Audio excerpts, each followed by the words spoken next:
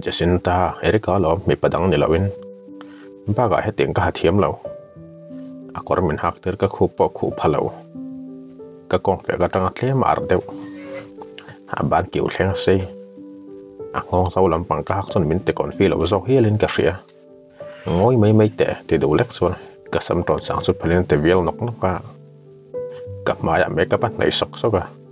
ente jasin ka ti chi tong su với khả năng na chút mấy chiang hen hành thuốc về tệ hát tiệt lắc lắc cả nuôi hát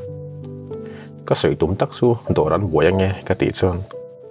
thiếu tiệt lại sỏi mấy xuân mình em ạ boss tụ tắc là thọc sông này bắt lái này á Mizoram restaurant liền bật lên sang cảng bờ hiền anh boss để assistant nằm lâu vài nhân bồi phá hậu lawang chuột làm phát khát để xem lâu khát hành em tệ tỷ ba xuân đart lang hồi song xuân mình quay hera đart lang ka mel ka modrolin ka mengko ekai ti chuak phong son ke ma kang lo Jacinta min ti kon fi lo so ka tinak na ka dang lam ta thu chun ko ma ti nom lo tak ngoi mai te hei bun la ti pa chun phe khop insist thum vela sa garon khai chu chu ka mit mu pong chuak lo chu I fiam thu mi ka du te lo Jacinta và nó lon tur po ka ni lo hi mang lu tu chun ka ti chuak ruaya oni hok in em bun mấy tỷ lệ các cái aron rol nok các cái thiểm hậu lawang tập lek chun ka ti ruaya enge riat te reng ni heti nga min sei ni kan zauta ding la han kal chin te le ti pa chun min kai thau ngal ka ding bu deu khut ding mar chun ka kal kuala marin ai tak chun har sa te chiam lo a thae ta hian I phone le pars kan danga ya kanga azauta tile sling bag ka dara ron bat ngal sata kanerno min sei dan su kalung oi lo lek ka muisan vam thar mai da su kan sat mel lu hian ka ria chukang le tile min kai dat data enge mo riat le ni dang zong pon teng hian om ngai si lo a restaurant chungan lo chon staff hon ron hoi thap makti mel za chon beng teu kok lam poka ka lai lek oi boss iniem den point ron ti chon harum lu token ka chau mela mi che van ang ve to ve moi na ron ti phi chon tlan sawa in thak le ka tuma kain her chu mit man beta in al lutuk wang lo an ron ti sap chau kalama min ron chok min ron en sap chu lai satin in na le ro ka ti vin lara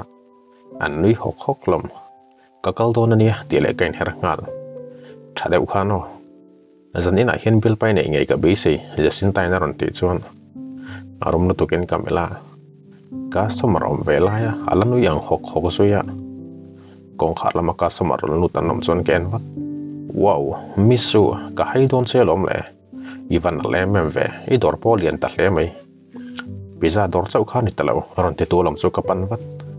misari Mizoram ai ron kal ti ka khelawa ti pa chon ka chi bai wat ani hi chaini sumdong len ta gani ya Mizoram fashion designing company len tak ENZ company nan thok don ani ome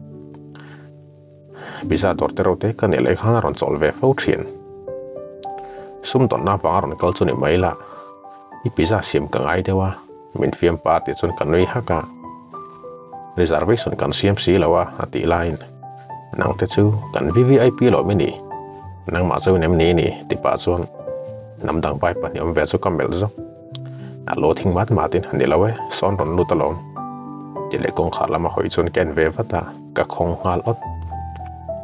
kong khara tang ka pa kum tam tak sung ka mo to lo a mel the ngil ka du ka thei si lo voi tam min soi sa pho tu ko sun nal tak nen a ban le laman pui voi tam tak do ta min pu tu kut min thla ka ui chaw ang me chil min chak pho tu mel ka mo chon ka kut ka hum ruwa ka tho ka ron sak tal kan ron chu kum tam tak no pola nal zak khop mai ama ai mai nal to so ken lang a muisan tar le akor hak tong cham le mar zat ten chon mal so min no fa ni lewin u naw ni om zo ka mo yan ni kadin nan ron thlen chon ka pa chon min en deu wanga ni min thra to lo po ni ma na ka pian ma min tlan san tu ka tlei rol kum thum chu apola hun ka manga a soi sak po pano hi min thra to lo po ni sela ka dem hau lo ke tak he da ni hriat tang du lo ni ma se ka tum po le heng hui ka hre chiang tul boxi Mr. Sang hi ka soi khania misu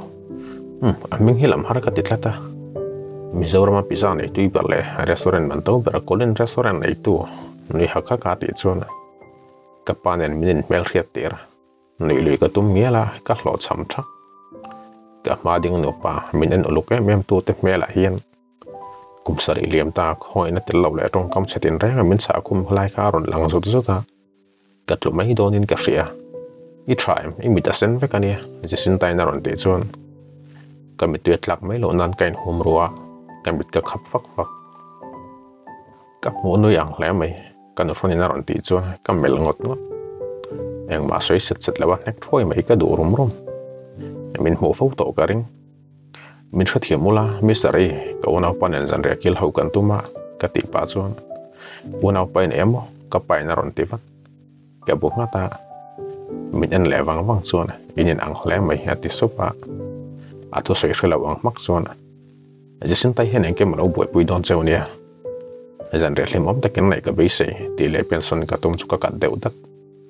harang na tukin ka pain min ron bon wat ka kut ka hum ro ngat ngata kalome ti sup chon ding ngilin kong khalam ka pan hlok hloka pon ka chho rolin boro ka hip ko ka biang ron lumpa arang tukin ka hruto ko ma ka kut ngat chona boro ka hip le ko ka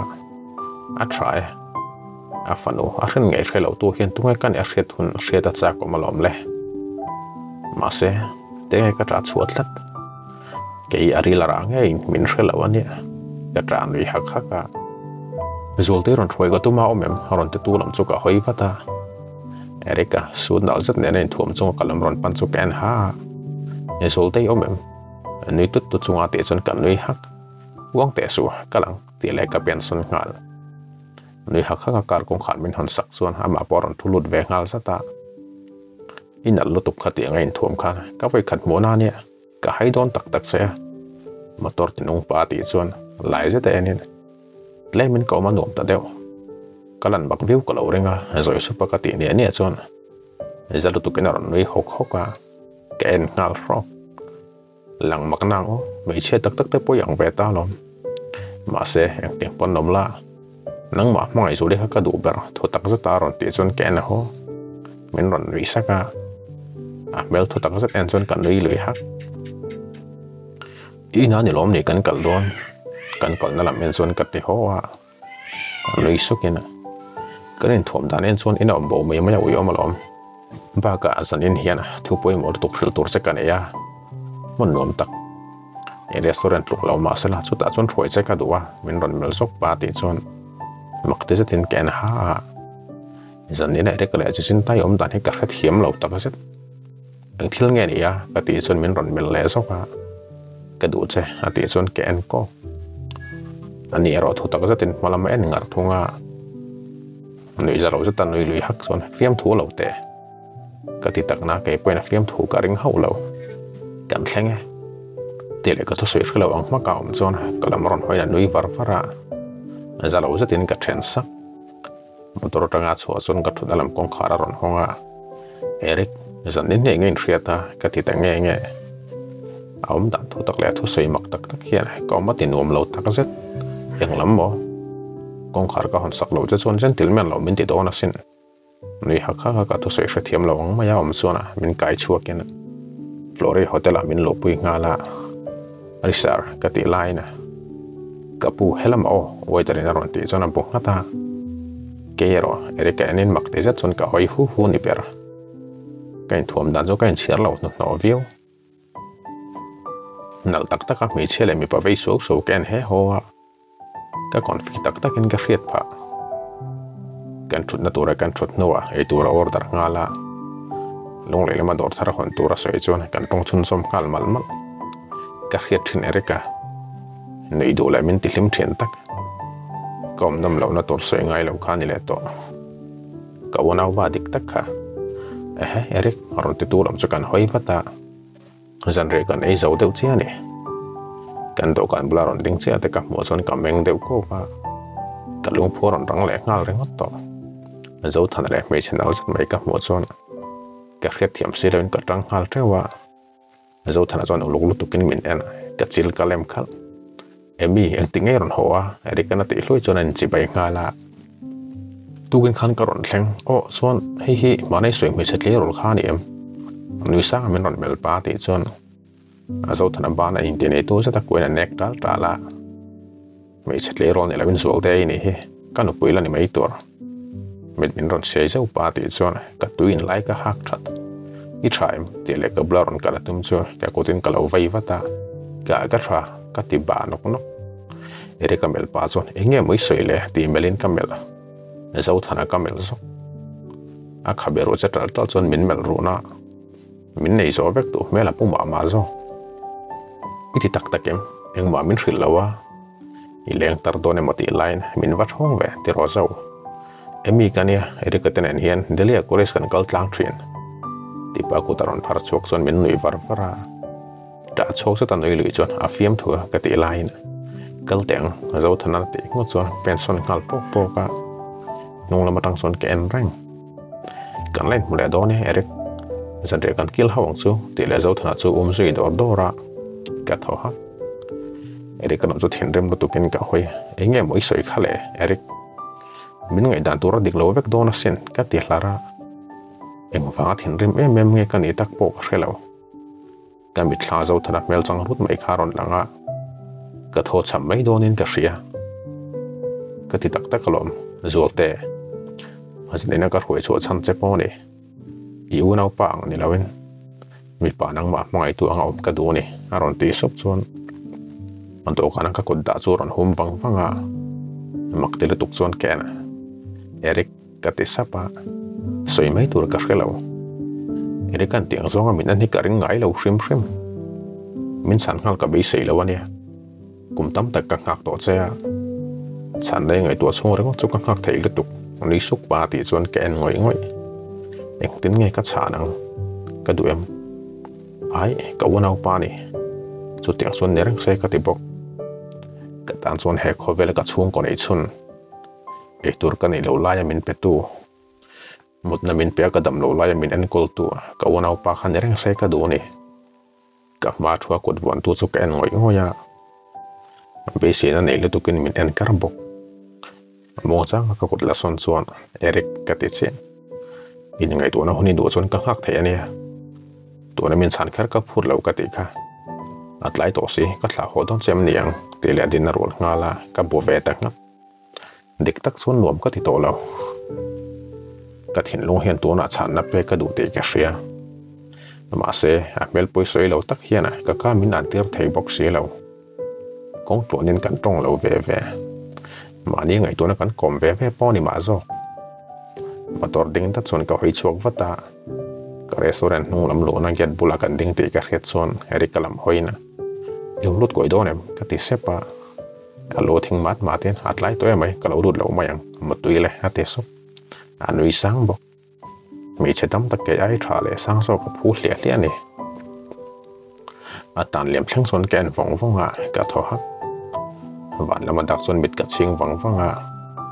kanu le pa ka mit thlan ron lang hal sat enge no le pa ma en hi ka khelo ka don ngai lo wagin ka khit hiam phalo poni mana ma se ka chung rel kem lo hi an ni bok pen ani mai the sin te khat thei tu ma se chu ka tan chun ka dam chung po ka don ngai lo tur ani ka phei ko bon sang them em so enin kan wi ha ka ke kham odu ta chon ka phel ra kara ke lo ngai ka rap chia chu ka thol hokin ka ria ka tho ha get lam pana ka pen line pasal nei mai tur mo oron ti tu na ma pain ka ding to ta get ke nga koi soi ta zo thana lo ding ka mo chon ke en ko maktil tu ken chong chuan engei ti banak nak chon ka te chuaka min ron mel jok pa ding ngil chon ki aisu pasal nei mai turin ti pa kalam ron pan nei chuan a soi zo main rang lo to gen a fiam pasal ni lo kanin ka reng ma lo ka ti du na ni lo kanin ngai song lo ba nok chon ka ti chuak nok ka anui haka ka en hoa ngoi te tu na han ken soi fia ti nem ni ai ni lo ka to soi tur lo se ka khet chuak ka mui pet chon poi te le tu ken kan ner songa ka maron din nei pain ka khet du ka khet thop sa pa ti chon ken ko mo ka ti ha sang rap thak si mi zo mi chia zon pa ngai ve tak ani fit nga len chinga ka tleng ve tok ma se ron kon hiama kan nara in silau chau ka te zia mai ni lawin ka te chem te ka re chiang lu tuk ka lung phurang lu tuk su hre pha kang te ka ring engei du te nok sun ka to nung hreta a ki korip te sen ata dengil chon anui haka i mui khan lo asen lu tuk ba kai koron po zau ti lo chui nak lu tuk ti zom cha chon min se khum sawina min kalpel ngala athu soi mak ka te tuk le aum dan mak lu tuk chon min ti ham hai ka ding khong renga ka mit ka khap fak isolte thom deu du ta ron ti le chon arang lu tukin kain hera mi lo nei so anu zonga hawi ngau sei bik le biang ve lama khor teu ta chona tilang thazol ni lo ingem ka ngai tu le buina ka songi moni le ina lutuk tenon la sop chona akot vai le zawina in hera aip te zan le aten kong pui lama pan ngala ka en vong pon lai teng le akor hak thim zat po chu ama palin le dar phar thasen nen chona in me lu akal lem thleng son ka en vong a kan ri sok in hera chon in chung lam ka pana kan ri le sok thin ka mi thla zo thana ron lang ka biang a sa hat ka ro ma lu chon ka thot na ka nui le tut thin ka biang sa hat chu ka dom wanga ibula ka lo modon i mela tang khan thilom dan ka hedon ti alang kim changin ti le lu kham pom chong son ka ro ma jasin tai ron tlan lo ta khuma le thlangal tok kamel ko ka i sa nei ti ro khuma le to chu me ram pain ka ting han ta mu tha sat pain engya soi eng ting nge bulatan ka chana be se ja chon ka pa na ron fuana ka mit thlai re ka ron lang ton mai khan min thla ho min du thu soi tu zo ka the ngil tha ka ne ka lu ka thing mat ma ta jasin ta ka unau pa ni so chu tiang ba ken theilo ka ti sapa nui hakin ka khit salom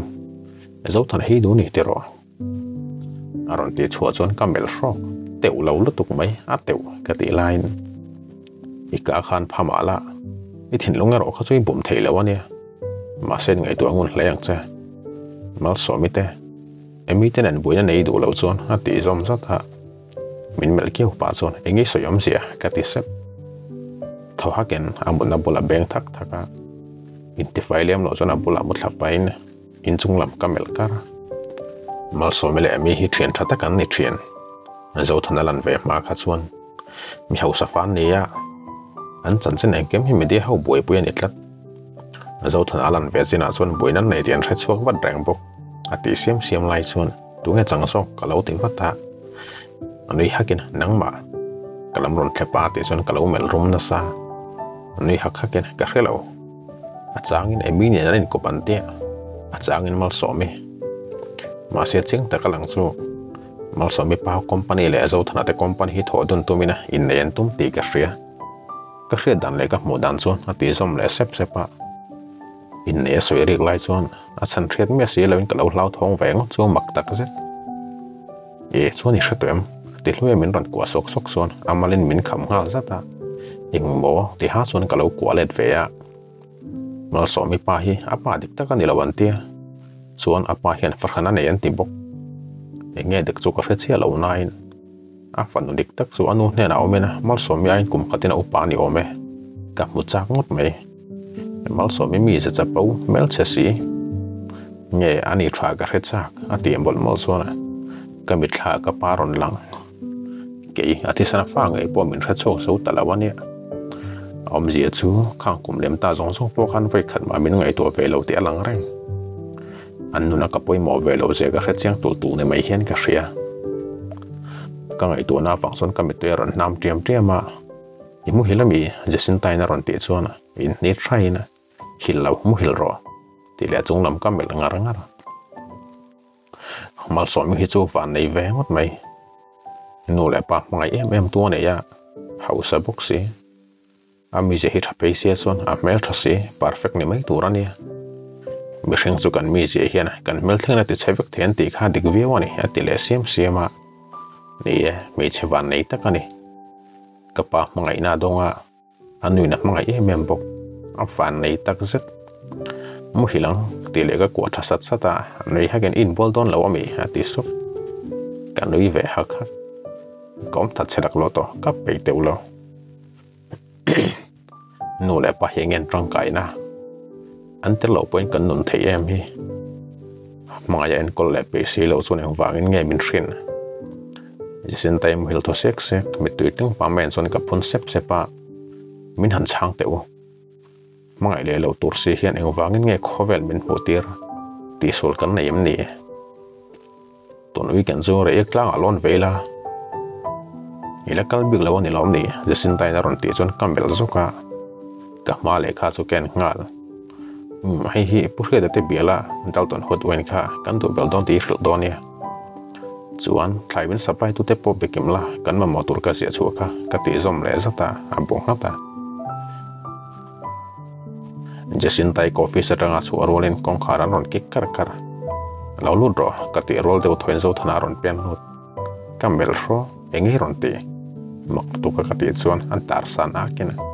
motor sen ti ol sam me chun ka do kan ma deng nai lu tu karon kun na ya kom zon bo karon thum le dot dot to ka chil kalem khal nang ne nei film kun lan hun ka nei ho lo ti le lai ja chun ka ma le kha ken le chun anui ha ka nak tu ko tang coffee sa lunch men ron peturin ka du che ti pa chon ka ma cher pot su ken a thu ken kara ai kwang kwan bok ka pen ken lai do ka na da pen chiang tu ken ke na helai hi in fiam na mun ani lo kai zon na ni hi ka ti changfal an tara san le a in fiam na ni ka ti ho lo lunch order ma yani ngai om za ta ti chuan room tu ken kamel i over ka ti lain kong khan ron ki kar kara ala nu yang huk zoya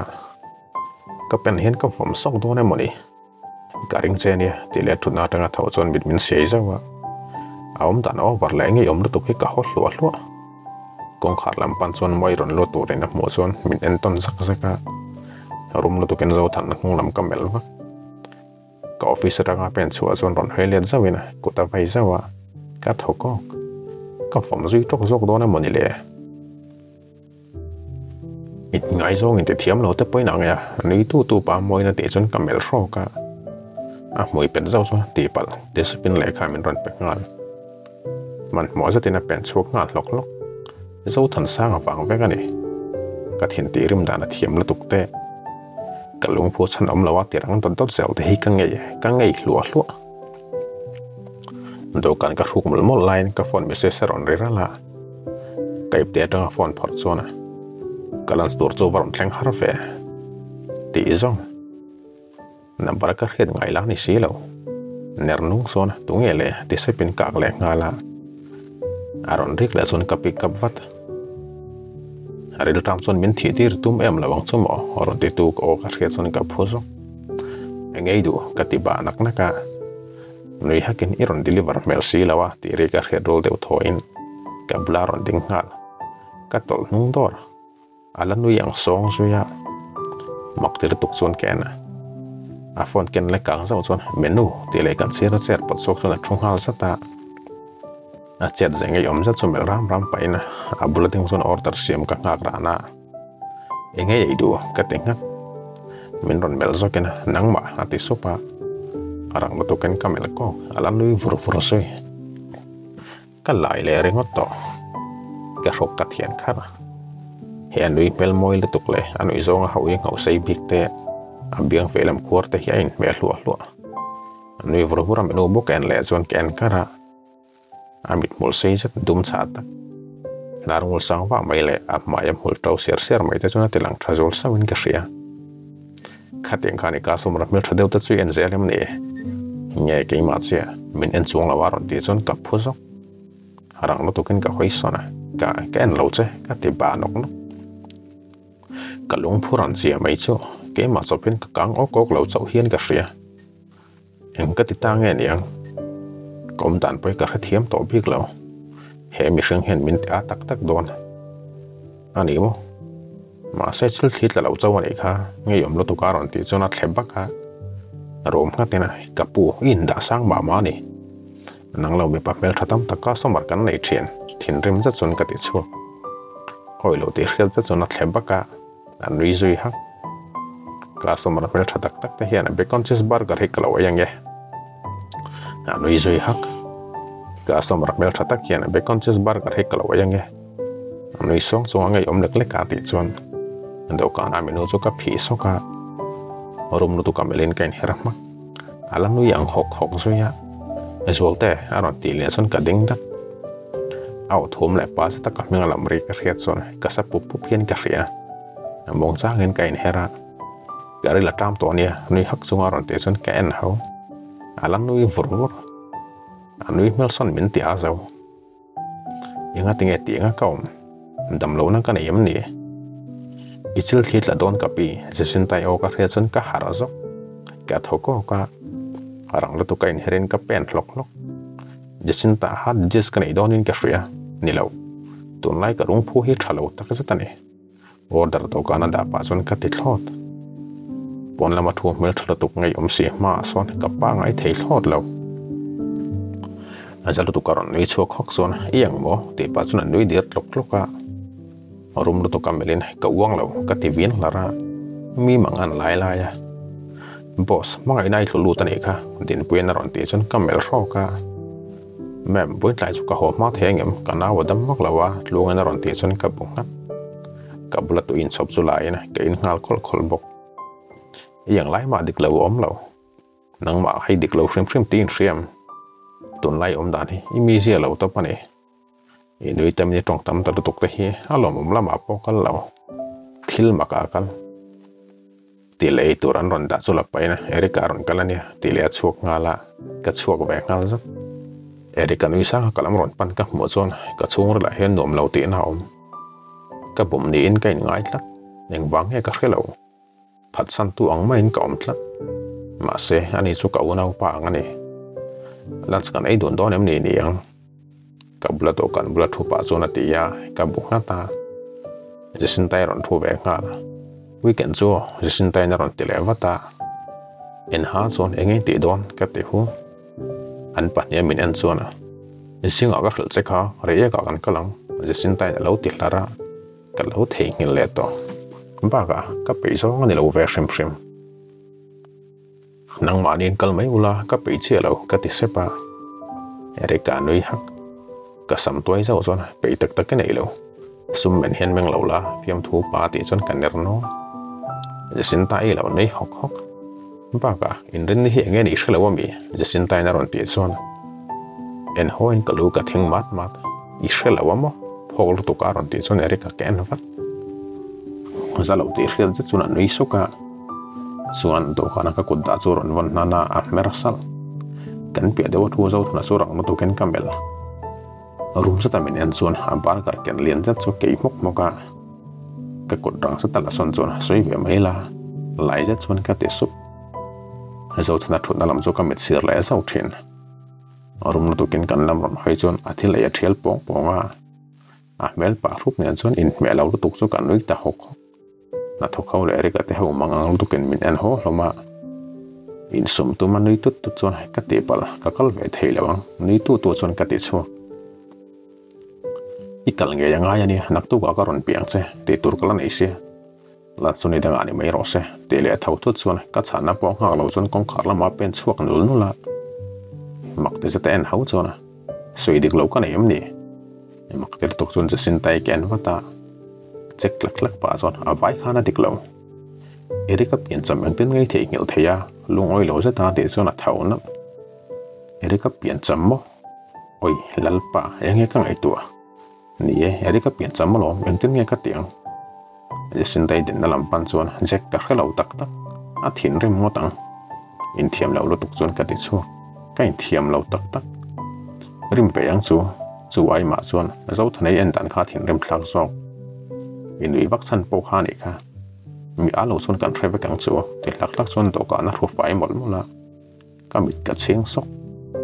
enge ka chunga thleng ta hi ka tak ngil don erik poi ka tilu tuk ka lo thei ngil da ya ari yak chu kan kal don ya kain bol zo erika ko lin thu pha ka choi mol mola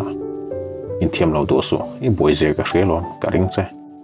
ani ri ha ka ron te chon ka thaw ha ka oma nuam song song thei kanin biak zo chuan khuma muzal ar arin ka mi thla zo thana mo karon langa thinrim mel zata bar kara ei lui ton mai kha chingam token ka mi thla kan ui chuak le ka mui pet fan pan chon kan ui khur dar dara ting taken kala nui tam ngai lo chu po mi pakhat chim si le manin da sang wa boxi wang le ngalin awai lo hil zok kan story te yang ngai no mitia story dang ngai no tak yang ngai thak zel tu chuan kan channel hi min lo subscribe sakla notification ka on hal bokla athar kan da piang i muzung sung theyang